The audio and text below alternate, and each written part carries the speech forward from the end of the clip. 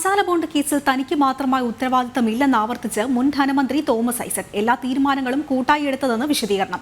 അതേസമയം നിയമലംഘനം ഏതെന്ന് ഇഡി വ്യക്തമാക്കണമെന്നും തോമസ് ഐസക് പത്തനംതിട്ടയിൽ പറഞ്ഞു.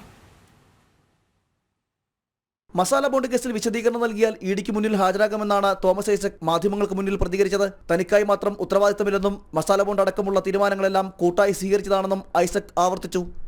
ധനമന്ത്രി ആയതുകൊണ്ടല്ലേ അതിൻ്റെ വൈസ് ചെയർമാനായിരിക്കുന്നത്, മുഖ്യമന്ത്രി ആയതുകൊണ്ടല്ലേ അതിൻ്റെ ചെയർമാനായിരിക്കുന്നത്.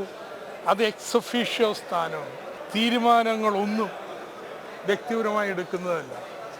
അതിൻ്റെ ബോർഡ് അല്ലെങ്കിൽ അതിൻ്റെ എക്സിക്യൂട്ടീവ് കമ്മിറ്റി കൂട്ടായിട്ടെടുക്കുന്ന തീരുമാനങ്ങളാണ്.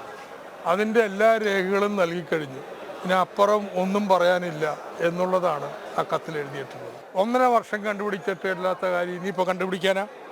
അപ്പം അതിനെ വിളിപ്പിക്കുന്ന ഹരസ്മെൻ്റാണ്, ശുദ്ധ ഹരസ്മെൻറ്റ്.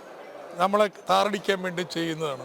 വിഷയം രാഷ്ട്രീയമായി നേരിടുമെന്ന് പ്രതികരിച്ച തോമസ് ഐസക് എല്ലാ തെളിവുകളും ഇഡിക്ക് മുന്നിൽ ഹാജരാക്കിയെന്നും അറിയിച്ചു. കേസിൽ ചോദ്യം ചെയ്യലിന് ഹാജരാകാൻ 2 തവണയാണ് ഇഡി നോട്ടീസ് നൽകിയത്. എന്നാൽ തോമസ് ഐസക് വഴങ്ങിയില്ല. വിവിധ കാരണങ്ങൾ ചൂണ്ടിക്കാട്ടിയാണ് ചോദ്യം ചെയ്യലിൽ നിന്ന് വിട്ടുനിന്നത്. മുൻമന്ത്രി തോമസ് ഐസക്, കിഫ്ബി സിഇഒ എന്നിവർക്കെതിരെയാണ് കേസ്. വിദേശത്ത് നിന്ന് സമാഹരിച്ച പണം ചട്ടം ലംഘിച്ച് റിയൽ എസ്റ്റേറ്റ് ഇടപാടുകളിൽ ഉപയോഗിച്ചെന്നാണ് ഇഡിയുടെ വാദം.